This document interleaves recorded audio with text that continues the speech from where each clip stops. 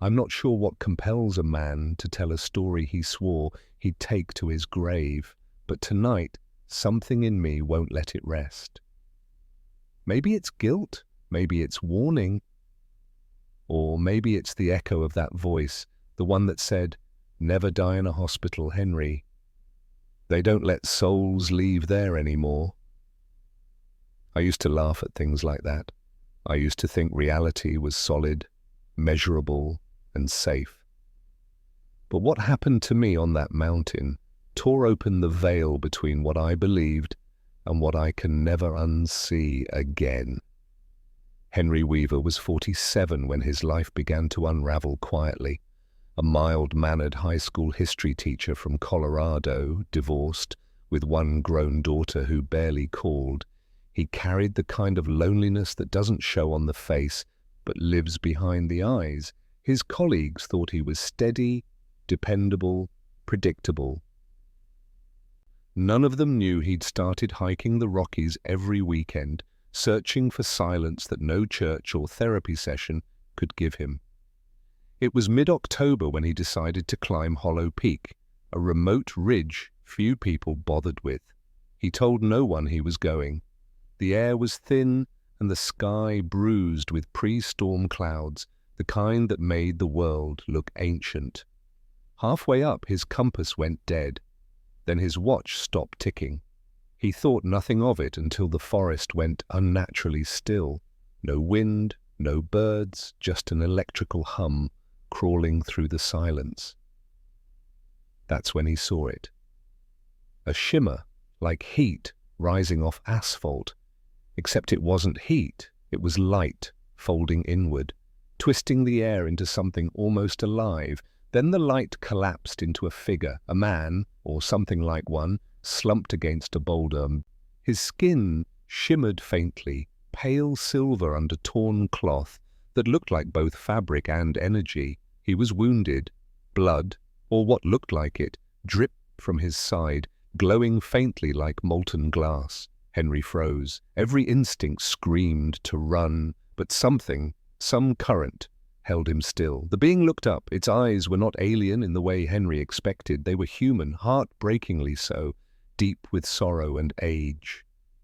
"Help me," it said, its voice layered with echoes, as if 2 or 3 beings spoke through one mouth. Henry stumbled forward, his pulse hammering. What are you?" he asked, dropping to his knees. "A messenger," it said weakly, but I've fallen where few dare tread. You are not meant to see me. Not yet." "You're hurt," Henry said, fumbling for his canteen. He poured water over the wound and the being winced. Steam rose as if the water touched fire. "Why are you here?" Henry asked. The being's gaze drifted to the darkening horizon.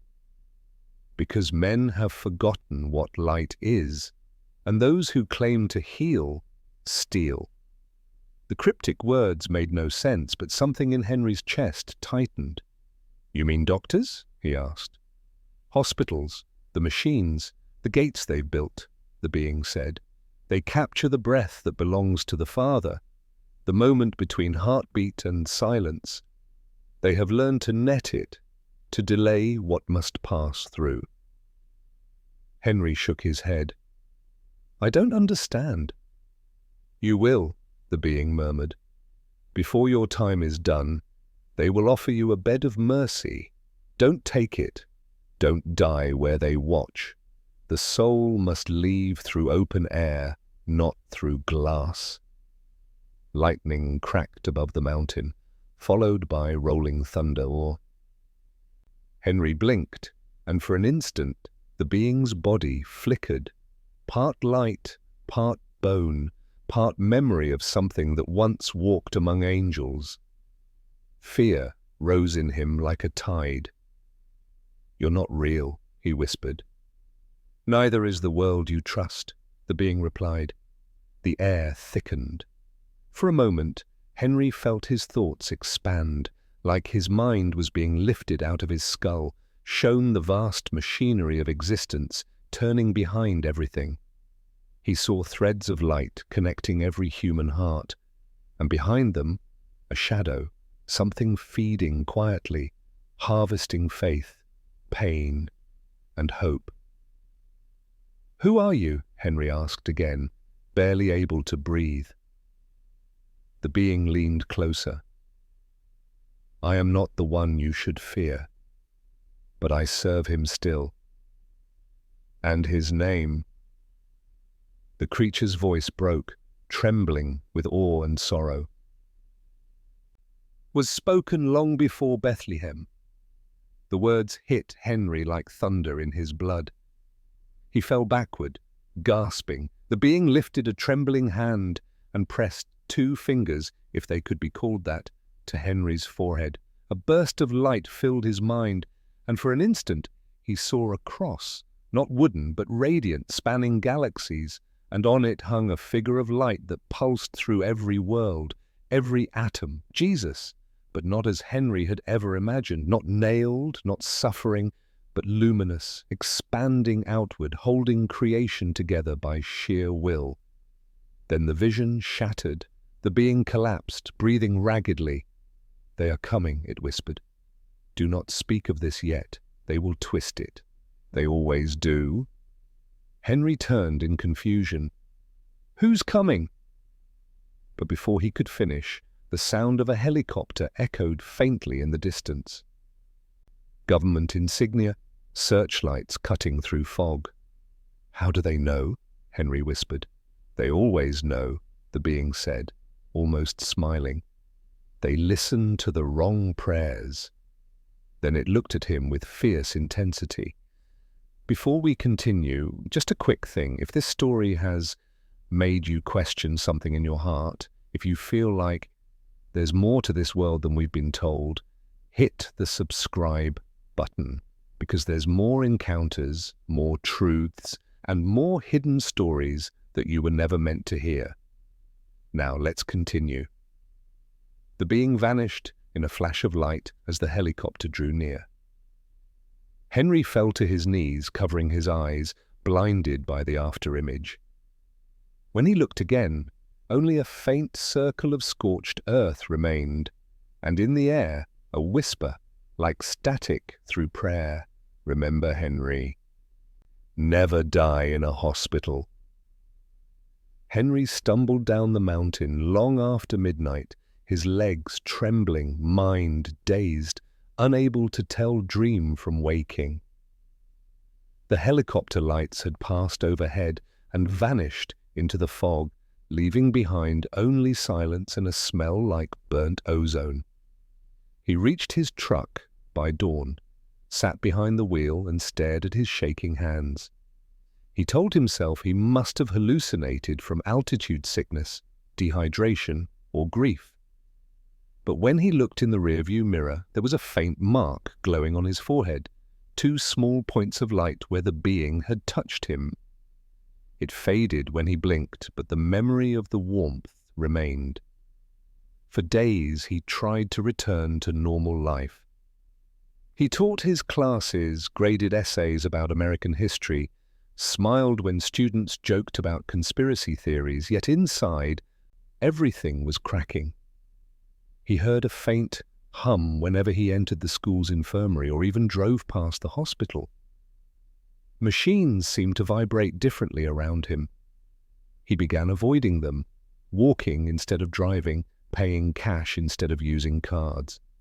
At night, he couldn't sleep. Every time he closed his eyes, he saw the luminous cross stretching across space. One evening, unable to bear the silence, he called his ex-wife, Melissa. She answered after 3 rings, her tone cautious. "Henry? Are you okay?" "I saw something," he said softly, "on Hollow Peak. I don't think it was human." There was a long pause. "Henry, you promised after the breakdown." "This isn't that," he interrupted. It wasn't in my head. It bled, Melissa. It spoke." "You need to talk to someone," she said gently. "Maybe Pastor Reynolds?" Henry almost laughed. "He wouldn't believe me. He doesn't believe anything unless it's printed in red letters." He regretted the bitterness in his voice, but the thought of going back to church felt wrong, like returning to a museum after meeting the living thing itself.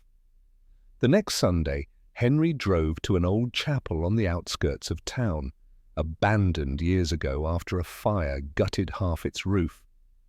Something drew him there, some instinct. Inside, ash and sunlight mixed in cold air.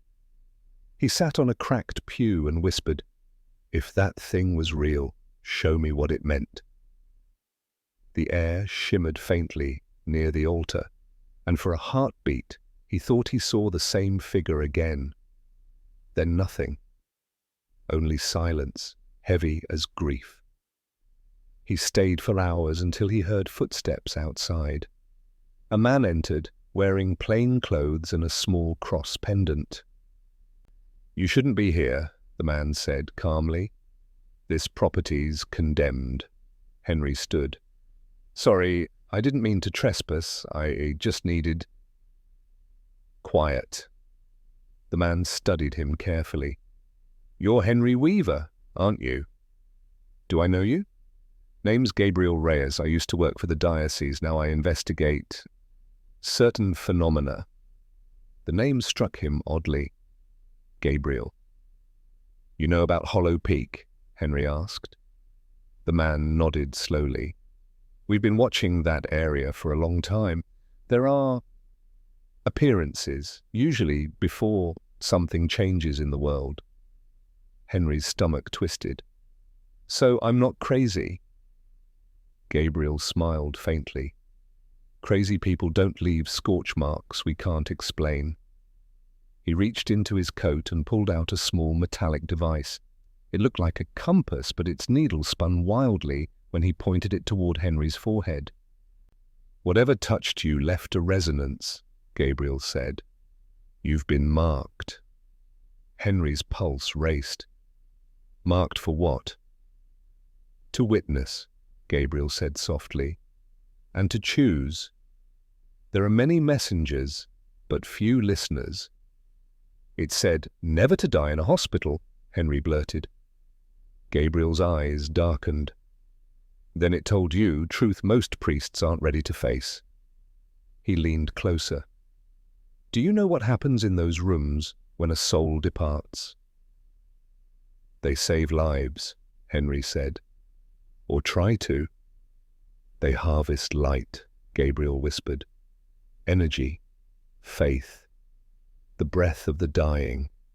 Every machine hums like a net, catching the spark before it can ascend. They don't even know they're doing it. But something old and patient does." Henry's breath caught. "You sound like that thing." "Because I've heard them too," Gabriel replied. "Some serve the light. Some mimic it." He placed the device back in his coat. "You must decide which voice you obey."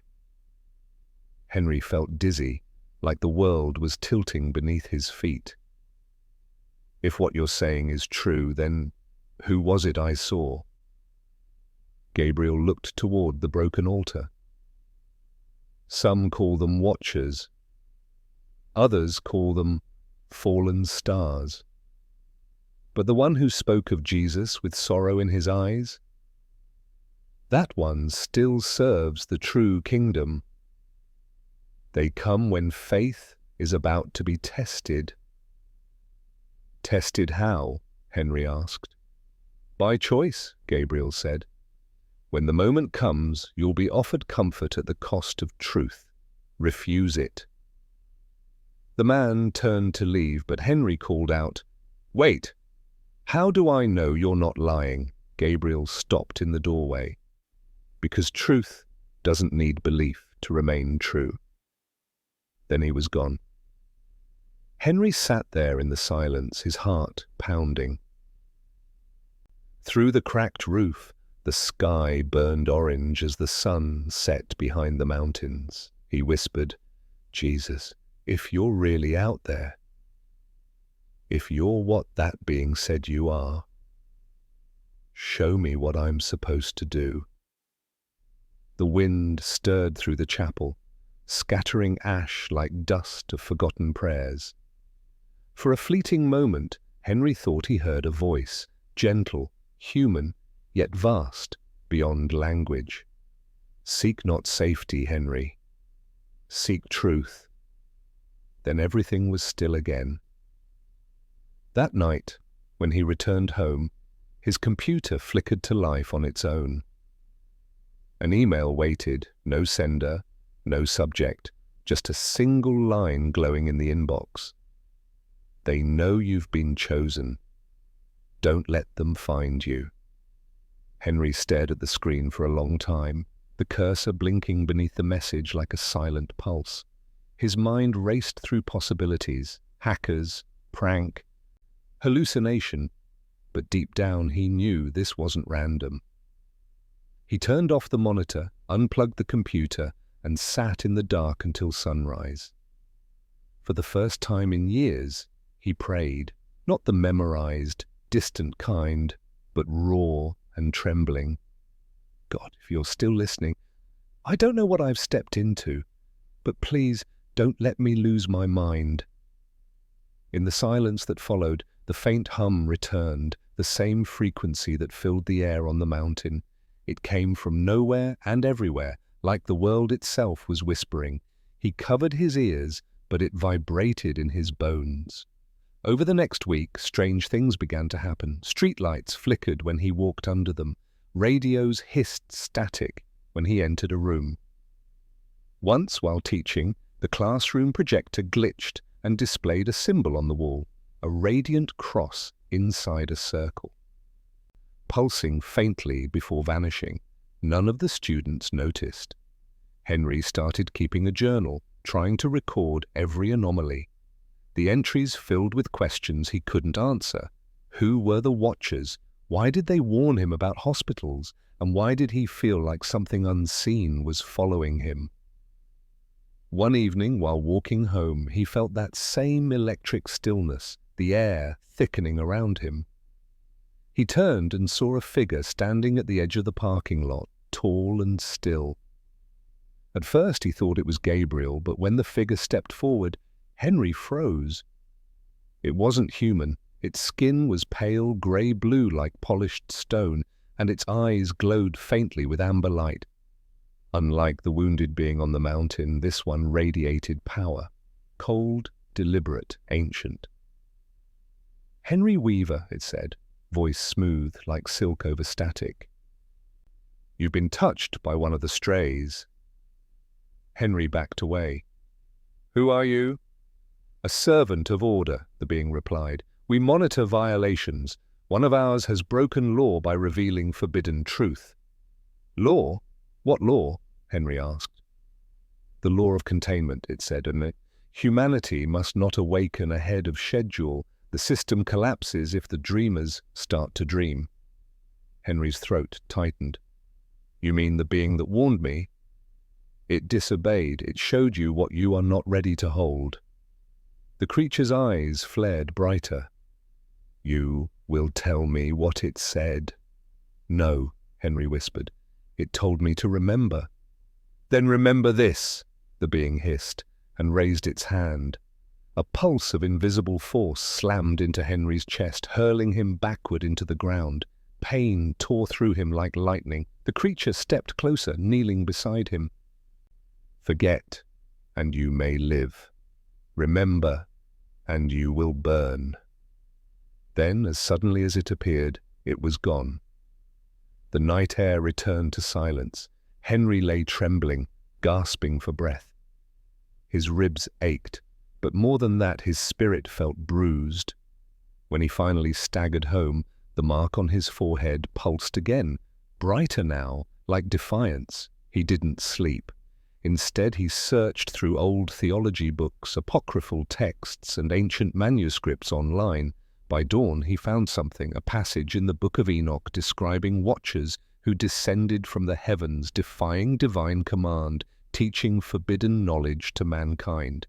Some were punished, but others remained hidden, influencing human history. The next day, he drove back to the burned chapel. Gabriel was waiting outside, as if he knew Henry would come. "They found you, didn't they?" Gabriel asked. Henry nodded weakly. "It called the other one a stray, said it broke the law by telling me the truth." Gabriel's face tightened. "Then you're already part of the struggle. Once you've heard their message, you can't go back." "What do they want from us?" Henry asked. Gabriel looked toward the mountains. "Our souls, our worship, every prayer, every fear, every heartbeat, they convert it into energy. The purest light in creation comes from choice, from free will. That's what they mine." "And hospitals?" Henry pressed. "They're not evil by design," Gabriel said, "but they've become convenient harvest fields. When machines keep a dying body alive past its time, the soul lingers confused. That moment of separation is sacred. It's how we ascend, but when it's delayed, it can be redirected." Henry shivered. "Redirected to where?" "To them," Gabriel said softly. "They feed off souls that never fully depart. It's the trade-off humanity made for technology, unconscious, but binding. Every wire hums a prayer we never meant to say." Henry's stomach turned. "So what do I do?" "Find where the first breach occurred," Gabriel said. "It's always at the origin of the message, the mountain. The stray may still be near." He handed Henry a small metal object, etched with strange geometric lines. "If you're in danger, this will resonate. It's tuned to the true light." "And if it doesn't?" Henry asked. Gabriel's gaze darkened. "Then pray you still have time to run." The wind howled through the broken windows as Henry pocketed the device. "Why me?" he whispered. "Because you still believe," Gabriel said simply. "And belief is the only weapon they fear." That night, Henry packed a backpack, filled his truck with gas, and drove back toward Hollow Peak. The road wound like a black ribbon through the trees, headlights carving through fog. As he neared the base of the mountain, his phone buzzed once with an unknown number. The message read, "We warned you to forget." Then, before he could react, every light on his dashboard went out. The engine died. The forest plunged into darkness. Only the faint hum remained, rising, swirling, alive. The hum grew louder until it filled the air like a living presence, vibrating in Henry's teeth and bones. The headlights flickered once, then went completely dark. He sat, gripping the wheel, heart hammering, every nerve on fire. Outside, the fog moved strangely, like it was breathing. Then something heavy stepped onto the gravel behind the truck. He turned, eyes wide, but saw only shapes in the mist, tall, slender silhouettes shifting like smoke. A whisper passed through the air. "Return to sleep, Henry Weaver." He scrambled for the door handle, flung it open, and stumbled into the night. The mountain loomed above, black against the starlit sky. He started up the trail, lungs burning, guided by the faint phosphorescent glow of the metal object Gabriel had given him. It pulsed in rhythm with his heartbeat, stronger as he climbed. When he looked back, he saw the silhouettes dissolve into fog as if the mountain itself repelled them. The hum softened until only the wind remained. He reached the ridge near dawn, collapsing beside a cluster of stones. Frost clung to his jacket. The world was silent except for his ragged breathing. Then, from the shadows, came a voice. "You returned." Henry turned sharply. The being from before, wounded, luminous, fragile, stood at the edge of a cliff, its body wrapped in faint light. The wound at its side still glowed faintly. "I had to," Henry said hoarsely. "They came for me. Said you broke some law." The being smiled faintly, weary but calm. "They serve the order of containment. Their fear is not of chaos, but of awakening. When one sees beyond the veil, others follow." "What did you mean?" Henry asked, stepping closer. "About hospitals and souls being trapped." The being looked toward the rising sun. "The soul is energy bound to memory and choice. When you die, it seeks return to its origin, the source. But your world has built walls of signal and steel. They hold the passage, claiming to heal, while draining the light that was meant to ascend." Henry's voice trembled. "You're saying we built prisons for the dead?" "Not knowingly," the being said gently.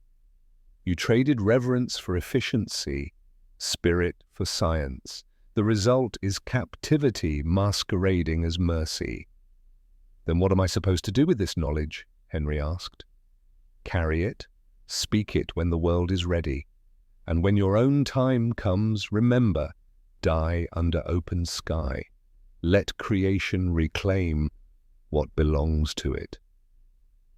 The wind rose sharply, whipping dust across the ridge. Henry felt tears sting his eyes. "You spoke of Jesus before," he said. "Who was he? Really?" The being closed its eyes, and for a moment its light flared brighter, casting long shadows across the stones. He was the bridge between the infinite and the finite. The consciousness of the source wearing flesh to remind creation of its origin. He was not sent to start religion, but to awaken remembrance. The church built monuments. He built pathways. "But if that's true," Henry said, voice cracking, "why did he die?" The being opened its eyes, filled with sorrow and radiance. "He didn't die to atone for sin. He died to break the loop." The harvesters had found a way to recycle souls, rebirth, control, forgetfulness. His sacrifice fractured the system, but men rebuilt it, thinking they served him. They didn't understand the technology of the cross. Henry staggered back. "Technology? The cross was wood." "No," the being whispered. "It was frequency. When blood touched it, it resonated with divine code. It realigned the field. Every miracle he performed altered reality's geometry. He was showing you how to remember what you are." Henry stared, heart racing. "Then what are we?" "Fragments of the same light," the being said. "Each human is a spark of the one, but darkness taught you separation, made you forget." "Then why warn me not to die in a hospital?" "Because when the time comes, they'll try to claim your spark. They'll call it care, but it's containment. To ascend, you must return freely, unplugged, unobserved, unowned." Henry's head spun. "If what you're saying is true, how can anyone escape?" The being stepped closer, placing a hand on his chest. The touch was weightless, yet electric. "Faith," it said simply. "Not belief in words, but trust in light. The moment you choose truth over fear, you break their hold." Henry closed his eyes. For a heartbeat, he saw himself not as flesh, but as light, tethered to every living soul, connected by threads of fire that pulsed with divine rhythm. He saw hospitals glowing like webs, machines siphoning faint trails of luminescence into unseen reservoirs. He saw priests praying over bodies that no longer held souls, governments building towers that reached into dimensions unseen. And then he saw Jesus, radiant, vast, infinite, standing in the center of it all, weeping, reaching through the machinery with outstretched hands. When Henry opened his eyes, tears streamed down his face. "Why me?" he whispered. "Why tell me this?" The being smiled softly. "Because you still listen. Because you have not yet bowed to noise." Its form flickered as the first rays of sunlight touched it. "Others will come to silence you. Trust no man who speaks for God while serving gold." The wind roared, and the light grew blinding. "Wait!" Henry cried. "Will I see you again?" The being's voice echoed through the air, dissolving into the rising sun. "When the veil thins and the trumpet sounds, I will stand beside you. Until then, remember the mountain." The light faded. Henry stood alone, shaking, staring at the empty ridge. The device in his pocket vibrated violently, then cracked down the center, releasing a faint glow before going dark. Behind him, from somewhere deep in the valley, came the low, rhythmic thump of helicopter blades. Someone was coming up the mountain. Henry's instincts screamed at him to move.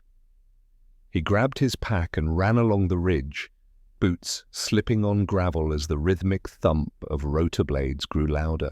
The sun had barely cleared the horizon, streaking the sky with orange fire. But already the shadows below stirred with movement, 3 black vehicles snaking up the narrow dirt road. He stumbled behind a boulder and crouched, chest heaving, heart pounding in his throat. Through the binocular glare of morning light, he saw men step out of the vehicles dressed in black tactical gear with no insignia.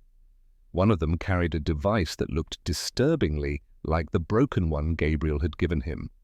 They swept the area methodically, like they knew exactly what they were looking for. He didn't wait to find out how. He slipped down a narrow path leading toward the east face of Hollow Peak, his mind racing with fragments of the being's warning. They will twist it, they always do. Halfway down, he nearly tripped over a figure crouched near a pile of rocks. "Henry," the man said quietly. It was Gabriel. His face was pale, eyes wide. "They tracked the signal from your device. You shouldn't have come back." "I had to," Henry said, catching his breath. "It was here. It spoke to me again." Gabriel's expression hardened. "Then it's begun." "What's begun?" "The silencing. Anyone it contacts becomes a variable. They can't allow variables." He handed Henry a folded piece of paper, covered in what looked like symbols and coordinates. "This is where you need to go next." Henry opened it briefly, latitude, longitude, and a name, the Sepulchre Station. "What is it?" he asked. "Proof," Gabriel said. "The first facility built to capture souls in transition. It's hidden beneath a decommissioned observatory 2 hours south. You'll find answers there, but you'll also find the gatekeepers." "You're coming with me," Henry said. "No," Gabriel replied. "If they see me with you, you'll never make it out alive. I'll draw them away. Follow the signs. Trust what you saw on the mountain. And if you must die, don't let them have you." Before Henry could argue, Gabriel turned and walked straight toward the search team. Within seconds, shouts echoed through the canyon. Henry hesitated, torn between guilt and survival, then forced himself down the trail toward the valley. The air grew colder, thicker. Twice he thought he heard footsteps behind him, but when he turned, There was nothing, only the whispering wind moving through the trees. By the time he reached the base, the sun had disappeared behind heavy, grey clouds. He drove south with trembling hands, following the coordinates into a desolate stretch of desert road. Hours passed. The landscape flattened, empty but alive with invisible tension. Finally, on the horizon, he saw it, a rusting telescope dome perched atop a cracked hill, surrounded by fences and abandoned sheds. He parked a mile away and approached on foot. The silence was suffocating. Not even insects dared hum here. He reached the main gate, its lock broken, as if someone had already forced entry. Inside, the air smelled of dust and old electricity. The observatory's interior was stripped bare, except for a metal hatch in the center of the floor. Stenciled above it in faded paint were the words, "Property of the United States Department of Advanced Biometric Research." Henry's pulse quickened. He descended the ladder into darkness, flashlight trembling in his hand. The tunnel was narrow and cold, lined with steel. The hum returned, low and resonant, vibrating through his ribs. As he reached the bottom, the corridor opened into a vast underground chamber filled with humming machines. Transparent pods lined the walls, each holding a motionless human body suspended in pale blue light. IV tubes glowed faintly, connected to panels pulsing with unreadable data. Henry's breath caught. "Dear God," he whispered. "They're, alive." A voice spoke behind him. "Not alive," it said softly. "Preserved." Henry spun around. A woman stood there, dressed in a white lab coat, clipboard in hand. Her hair was silver, her eyes sharp with both intelligence and pity. "Who are you?" Henry asked. "Dr. Mara Ellis," she said, "director of the Sepulchre program. You shouldn't be here." "What is this place?" Henry demanded. What are you doing to them?" She studied him carefully. "We're saving them. These patients were terminal, coma victims, brain dead, souls caught between thresholds. We're keeping them from dissolving." "You're trapping them," Henry snapped. "You're stealing their souls." Her expression didn't change. "Soul," she repeated quietly. "That's what the ancients called it. We call it quantum identity, a lattice of consciousness. We extract and contain it before biological death completes. We prevent loss." Henry shook his head, horrified. "That being told me this is corruption, that you're blocking ascension." "Ascension?" she said, almost amused. "You think heaven is a place. It's energy. We just learned how to keep it from escaping." She stepped closer. "The being you met, did it tell you it served the light?" "They all claim that. But they were cast out for a reason. We're stabilizing humanity's evolution. We're building eternity here, not waiting for it beyond." "You don't understand what you're playing with," Henry said, backing away. "You're tampering with God's design." "God's design?" she said sharply. "Then tell me, why create intelligence only to let it rot in dirt? Why grant awareness just to watch it fade? We've found a way to end the cycle, and we'll protect it from anyone who tries to undo it." A low alarm began to sound, red lights flashing along the walls. "Security breach," a voice announced over speakers. Dr. Ellis turned her head toward the ceiling. "They found us," she said quietly. Then she looked back at Henry. "If you truly believe you've seen the truth, run. But remember this, salvation isn't freedom, it's containment of another kind." Henry turned and sprinted toward the ladder as the ground trembled beneath him. The hum grew deafening now, like the machines were alive, reacting to his presence. He climbed, lungs burning, just as a blinding flash filled the chamber. When he reached the surface, the air above the observatory rippled with strange light, gold, red, violet. For a second he saw figures in the sky, descending like stars. One of them looked directly at him, eyes shining with the same sorrow he'd seen on the mountain. Then the world went silent. When sound returned, the observatory was gone. Only scorched earth remained, and in the distance the faint echo of a trumpet, low, mournful, and ancient. When Henry awoke, he was lying on the desert floor beneath a bruised, twilight sky. The observatory was gone. No rubble, no heat, not even a scorch mark. Just sand stretching endlessly in all directions. His head throbbed till his ears rang with the echo of that unearthly trumpet, faint but insistent, like it had embedded itself in his bones. He sat up slowly, disoriented. The paper with the coordinates was still clenched in his hand, though it was now scorched around the edges, the writing half erased. His watch had stopped at 3:33. He stumbled to his truck, somehow untouched by the blast, and collapsed behind the wheel. When he turned the key, the engine started on the first try, but his radio came alive on its own, crackling with static. Beneath the static he could hear fragments of a voice. Not supposed to interfere. Containment breach. The field collapsed.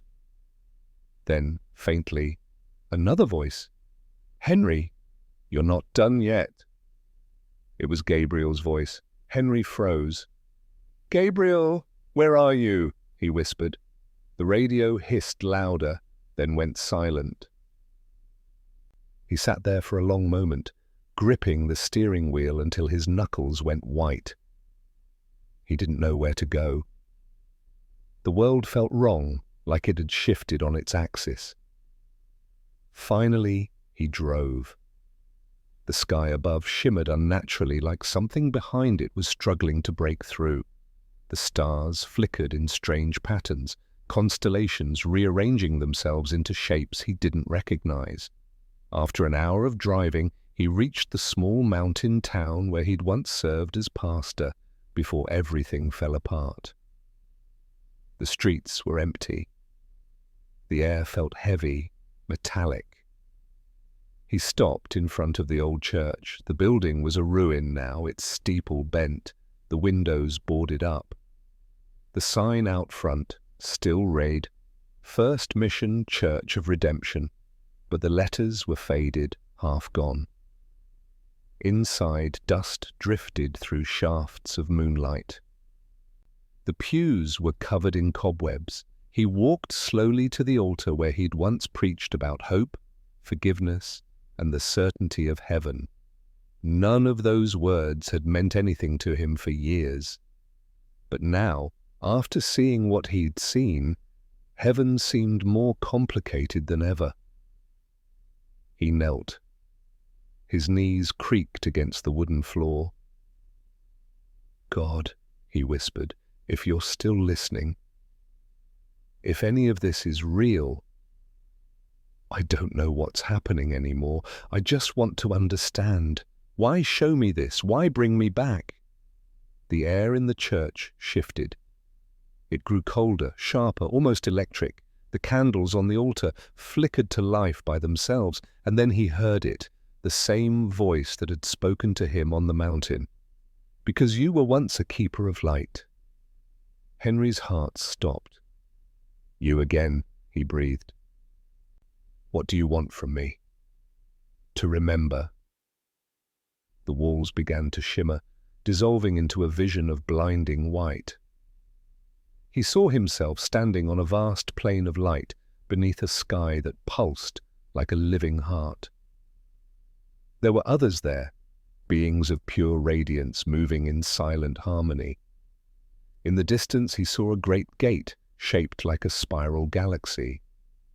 And beyond it, something darker, shifting, hungry.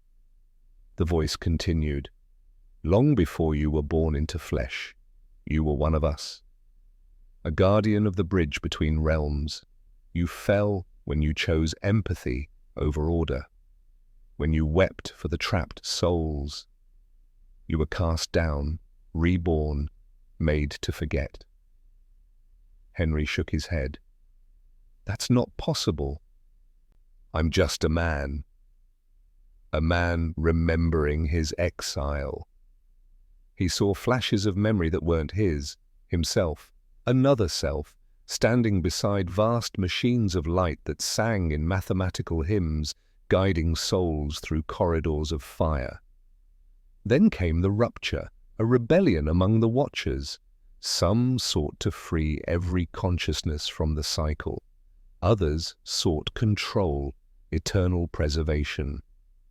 He saw Dr. Ellis among them, though not as a human, but as one of the radiant beings, her essence fractured, her purpose twisted.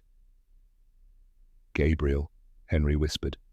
Was he another fallen one, like you, still trying to undo the wound between realms? You both carry remnants of the original code. Henry's vision blurred as the church returned around him. The candles burned low. He was sweating, trembling. If that's true, he said quietly, then what do you want me to do? The cycle must be restored. The stolen souls must be released before the harvest completes. They've taken what was never theirs. You know where they're keeping them now. The sepulchre is gone, Henry said. It was destroyed. No, only the shell. The gate still exists beneath what your kind calls Zion's Pass. The convergence will occur at dawn. You have one chance to stop it. Then the voice softened.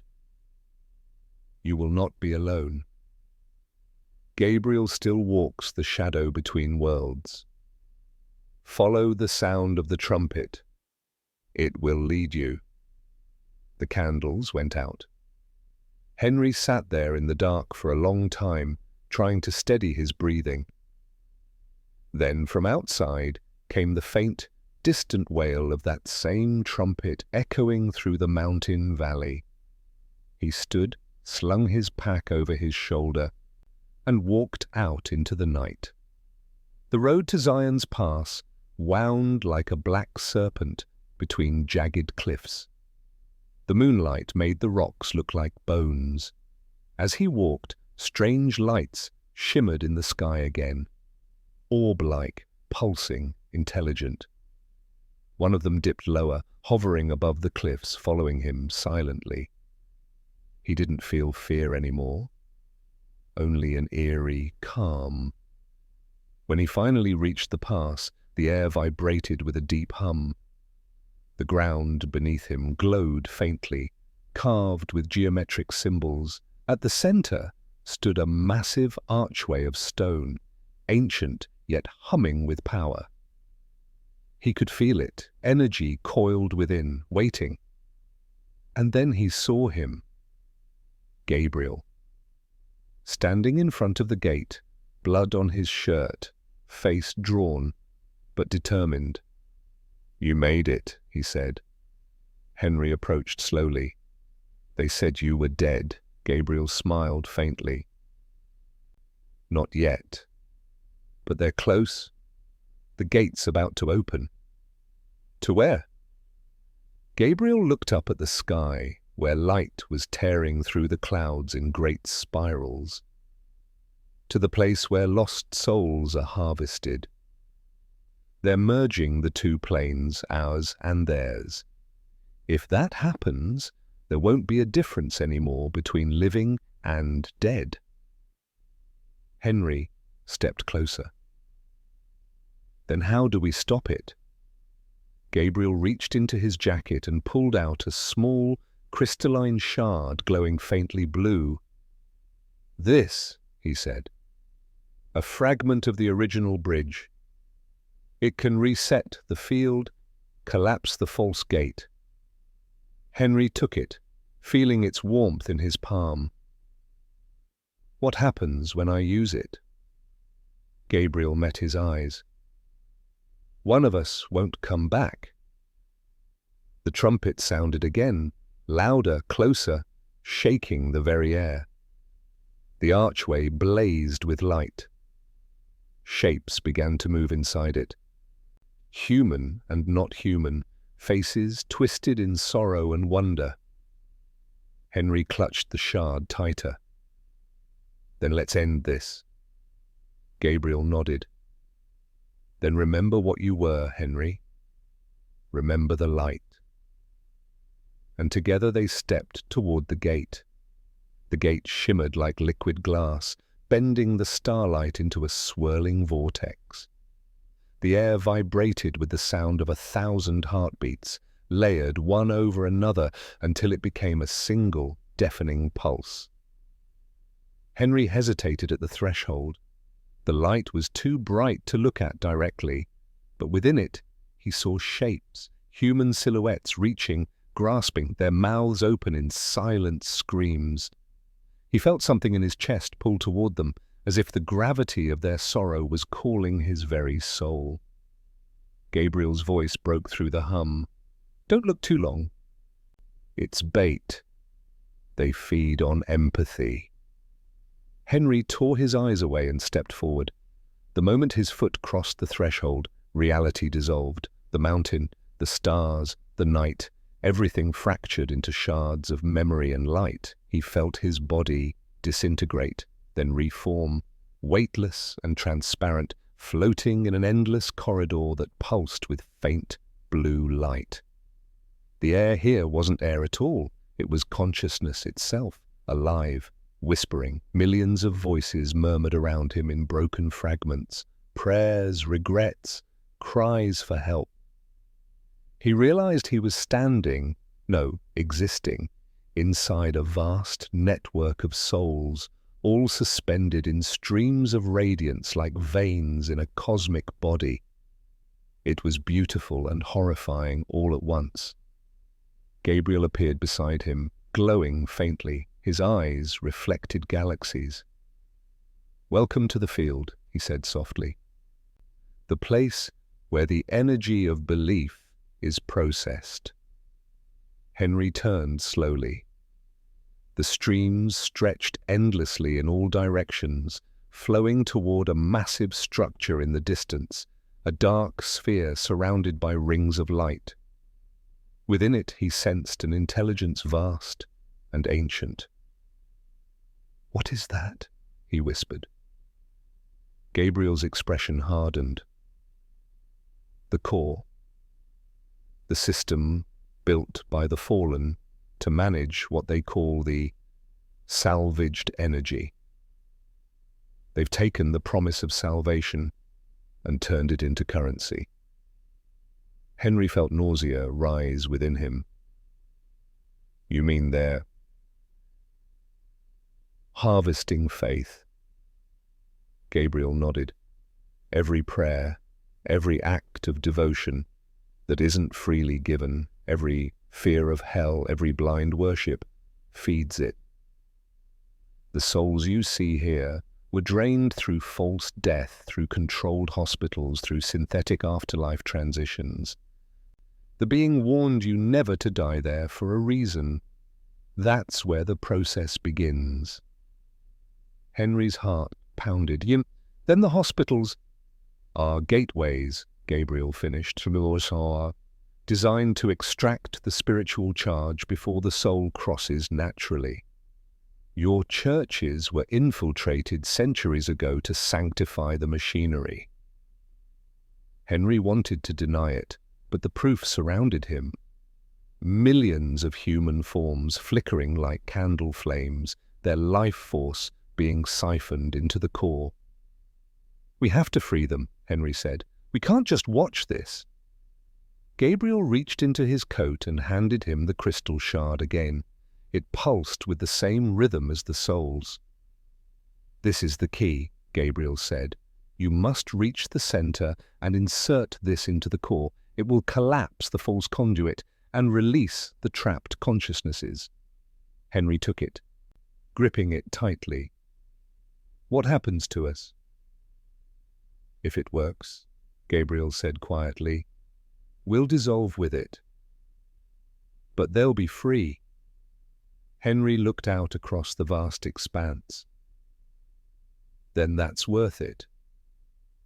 They began moving, if moving was even the word for how one traversed a place made of thought. The corridor bent with their will, reshaping itself as they advanced. Occasionally, entities passed them, some human, others not. One brushed against Henry, whispering, "They told us it was heaven." The word stabbed him with guilt. He pushed forward harder. The closer they got to the core, the thicker the light became, until it wasn't light at all but molten consciousness, heavy and suffocating. Then, without warning, the passage constricted and formed a wall of dark tendrils, pulsating like veins.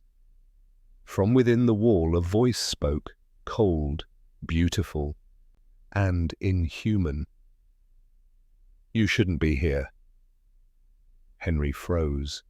The wall opened like an eyelid, revealing a face, half human, half machine. It was Dr. Ellis, or rather, what remained of her.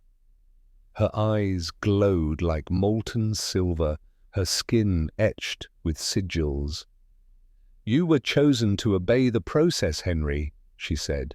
"You and Gabriel both. You knew the system. You helped build it." Henry stepped back, shaking his head. "That's not true." She smiled. "You've just forgotten. You were the one who designed the first transitional chamber, the place you now call a hospital. You believed you could ease human suffering by guiding their energy safely across the veil. But they corrupted it. You handed them the key." Henry felt the weight of her words crush him. "No, I couldn't have." Gabriel stepped forward. "That's enough, Ellis." She looked at him, almost tenderly. "You still think redemption is possible, Gabriel?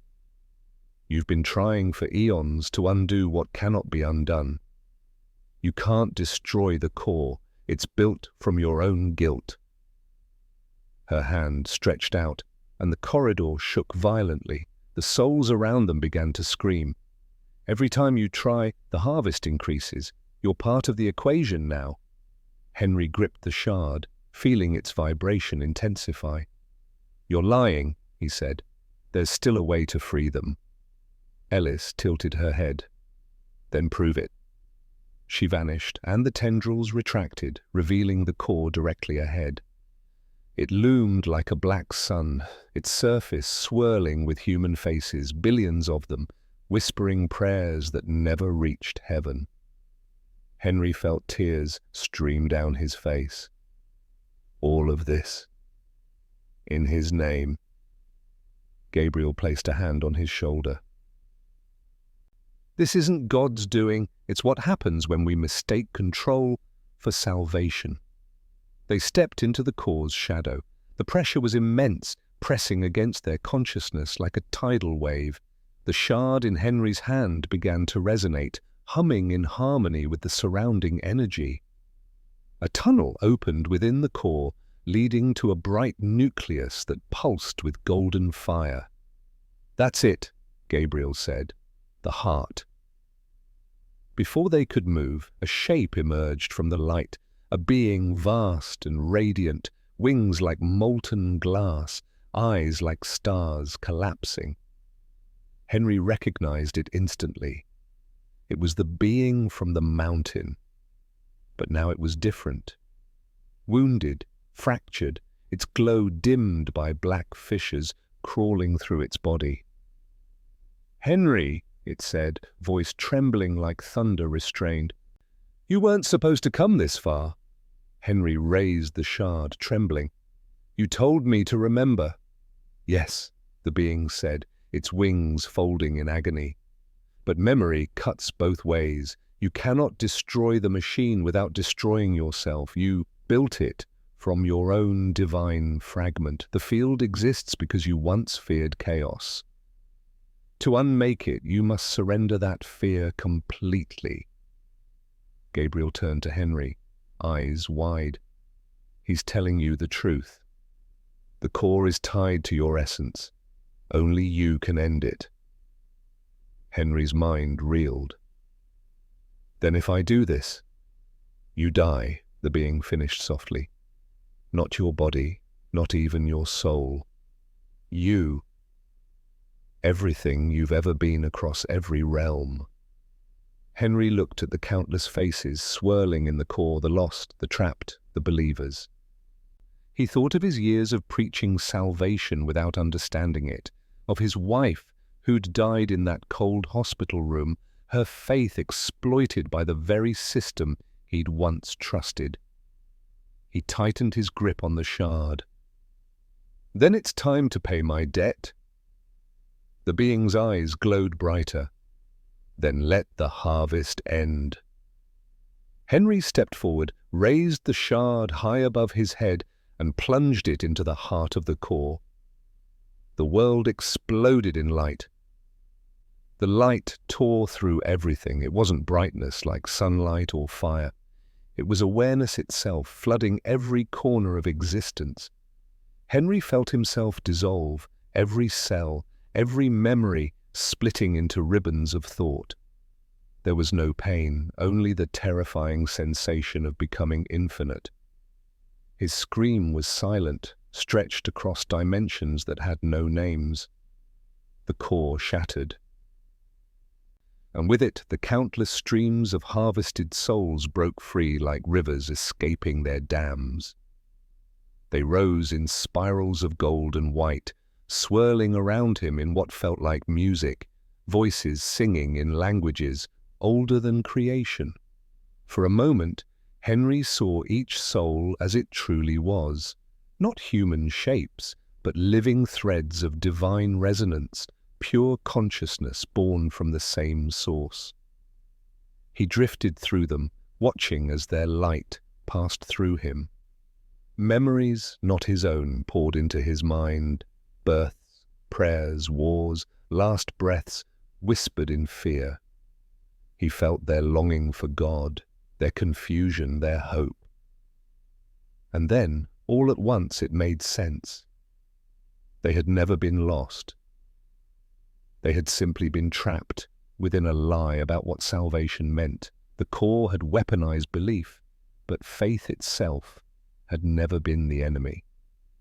It was fear, the fear of separation, the illusion that we must earn our way back to what we already are. Through the chaos, a single figure approached him.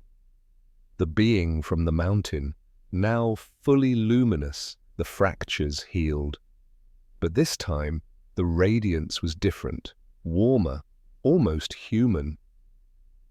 When it spoke, the voice carried the tone of compassion deeper than any sermon he'd ever preached.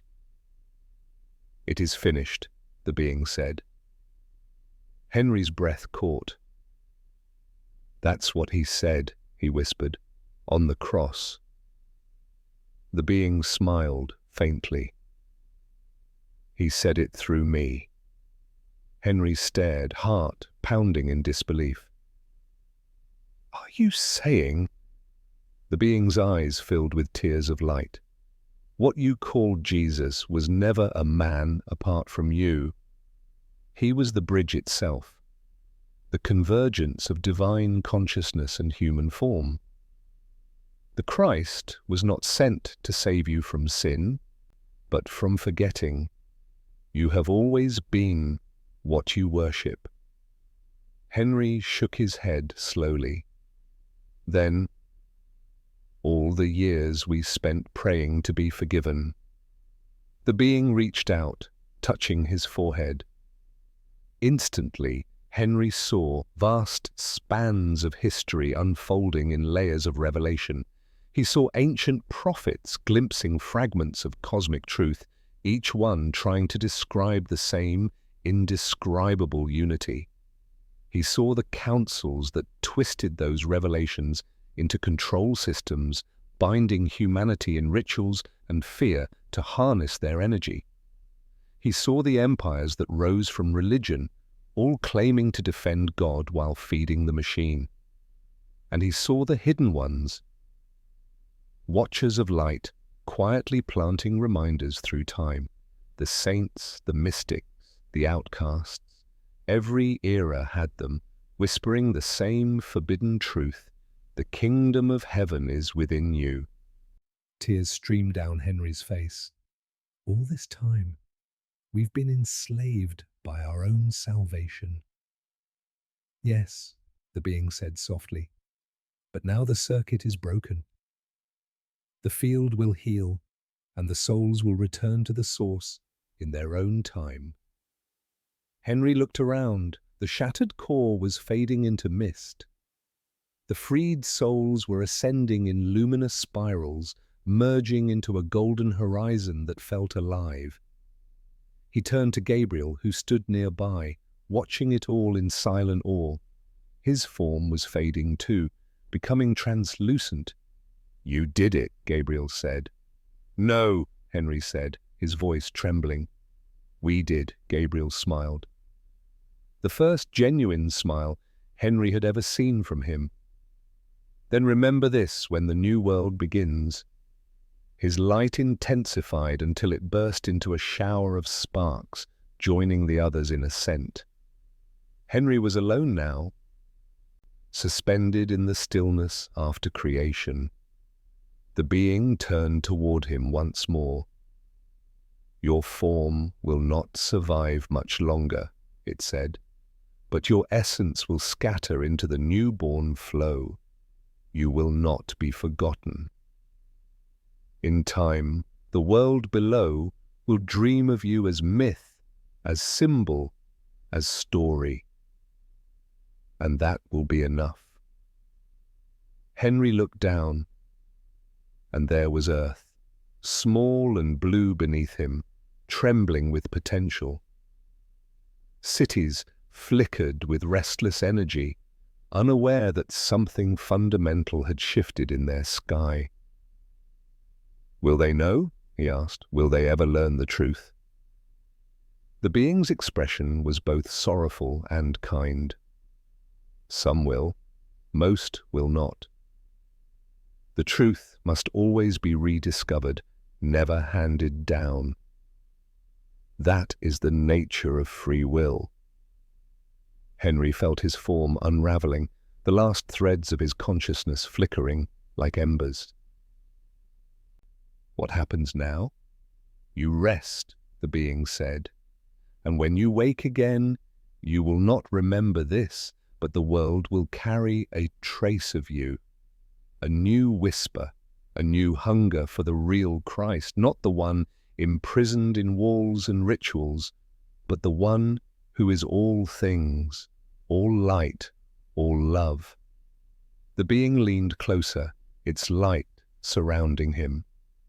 "And Henry, thank you for remembering." Then it placed its hand over his heart. A surge of light passed through him, expanding outward, and he felt himself dissolve into it completely, not dying, but becoming. There was no I anymore, only endless awareness, endless love. The trumpet sounded one last time, not from the sky but from within, a resonance that shook the fabric of being itself. Below, the world trembled. Hospitals across the globe experienced inexplicable power failures. Patients on life support reported visions of light, of hands reaching down to lift them into warmth before returning them to their bodies. In one mountain valley, locals saw a beam of gold erupt from the summit, then vanish without a trace. Governments denied it. The churches called it heresy. But in the hearts of a few scattered people, a nurse, a dying soldier, a child who had almost drowned, a new understanding began to bloom, quiet and unstoppable. Centuries would pass. The story would become rumor, then legend. Some would say it was an angelic rebellion. Others, an alien intervention. A few would whisper that it was the night humanity's soul was returned to itself. And deep within the mountains of New Mexico, where the observatory once stood, strange lights still appeared on certain nights, soft, golden, pulsing like a heartbeat. And sometimes, if the wind was right, travelers swore they could hear a voice carried through the silence saying softly, "Never die in a place built by men. Die beneath the open sky, where the source can find you." Henry's name was forgotten. His story wasn't. 3 years later, the mountain was quiet again. The observatory's ruins had been swallowed by earth and wind, erased like a bad memory. Only a few charred beams poked through the soil where the old foundation had been. The locals still avoided the place. They said people who camped there heard voices at night and that the stars above the summit didn't move like they should. But that didn't stop Dr. Naomi Raines from coming. She was a field researcher from the University of Arizona, a skeptic by training, though she'd seen enough strange things in her life to keep her mind open. When she first heard the rumors, a blast of light seen from 3 counties away, magnetic anomalies, equipment failures across a 100-mile radius, she thought it was some secret military test. But then she'd found the audio log. It had been uploaded anonymously to a server tied to a forgotten government project called Echo 33. Most of it was static, but at the 30-second mark, a male voice came through, calm, shaken, human. "If you're hearing this, it means I didn't make it out. Don't let them harvest the souls. Never die in a hospital." Then, silence. No one knew who the man was. His voice was marked only as HWW 47. Naomi had spent 6 months trying to trace him. The trail ended here, on the mountain the locals called Zion's Pass. She set up camp near the ridge just as the sun dipped below the horizon. The wind howled through the canyons, carrying a faint hum like electricity in the air. She switched on her recorder. "Field report, 7:42 p.m. Atmospheric interference off the charts. Magnetometer readings unstable. The summit matches the coordinates from the Echo 33 file. Beginning ascent." The climb was harder than she expected. The terrain shifted beneath her boots, as if the mountain itself was resisting her. Twice she thought she heard someone whisper her name, though she hadn't told anyone she was coming. By the time she reached the summit, night had fallen completely. The stars overhead shimmered in strange patterns, flickering in trios, forming symbols she couldn't recognize. At the center of the summit lay a shallow crater. In its middle was a smooth black stone shaped like an open eye. Naomi knelt beside it. "This wasn't here before," she murmured into her recorder. Her fingers brushed the surface, warm, humming faintly. Beneath the hum, she heard something else, a heartbeat. Then, beneath the stone, she saw it, a piece of metal half buried in ash. She pried it loose carefully. It was a small silver cross, fused to a broken chain. Etched along its back were 3 words: "Remember the light." Naomi's pulse quickened. She looked around. The air shimmered faintly, bending like heat over asphalt. Her breath came in clouds even though the night was warm. Then she heard it, a low trumpet sound, distant yet near, vibrating through her chest. Her recorder crackled to life. "Field log corrupted," it said in her own voice, but distorted, delayed. Then another voice layered over it, male, weary but calm. "Dr. Raines, you weren't supposed to find this." Naomi froze. "Who's there?" she whispered. The voice continued. "I told them the message would spread. I told them truth always survives translation. But they didn't believe me." The light intensified, pouring from the black stone. A shape began to emerge within it, human-like, translucent, glowing faintly gold. It was a man dressed in worn clothes, his eyes gentle and infinitely sad. Naomi stumbled back. "Jesus Christ!" The figure smiled faintly. "That's closer to the truth than you think." Her mind raced. "Are you Henry W.? The voice from the file?" He nodded slowly. "Once, maybe, but names don't mean much after you dissolve." Naomi's breath hitched. "Dissolve?" Henry looked out toward the horizon, where the stars pulsed like a living heartbeat. "When the core fell, I thought it was over, but the system, it adapted. The old structures died, but new ones took their place. The hospitals rebuilt their wards. The faith industry learned new words. Fear found a new disguise." Naomi swallowed hard. "You mean it's still happening?" "Yes," Henry said softly. "They call it progress now. Machines that promise eternal life through data preservation, neural uploads, synthetic resurrection, a digital heaven for a price, the same trap wearing a brighter mask." Naomi stared at him, trembling. "Then what am I supposed to do?" Henry's gaze softened. "Remember what was forgotten. Tell them the soul is not energy to be stored or sold. It's the breath of the source itself. When you die, don't go where machines hum and screens glow. Go where silence still lives, under open sky, under starlight." The trumpet sounded again, closer this time, echoing from within the mountain. The ground trembled beneath her feet. The light around Henry began to fracture, breaking into shards like glass dissolving into dawn. "Wait!" Naomi cried. "Don't go! I need proof!" Henry's fading form smiled one last time. "You already are the proof." Then he was gone. The crater fell silent. The wind stilled. Naomi stood there alone, the cross still in her hand.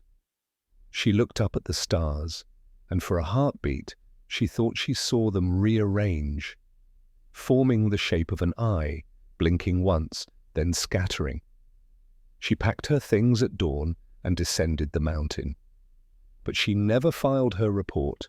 Instead, she kept the cross around her neck and disappeared from the academic world. Months later, anonymous videos began surfacing online, quiet testimonies, strange dreams, people claiming they'd seen a man of light warning them not to die in hospitals, not to surrender their souls to technology. Most dismissed them as hoaxes, but others listened. Years later, in a dim hospice room in Santa Fe, an old woman lay dying beneath an open window. Her family begged the nurses to close it because of the cold, but she refused. "Leave it," she whispered. "He said the source needs a way in." As the monitor beside her flatlined, a gust of wind filled the room, warm and sweet like spring air. The nurse swore she saw golden light drift upward through the ceiling. The machine flickered, the data erased itself, and in its static came a faint voice, Henry's voice seemed, saying, "You're free." Outside, thunder rolled across the sky.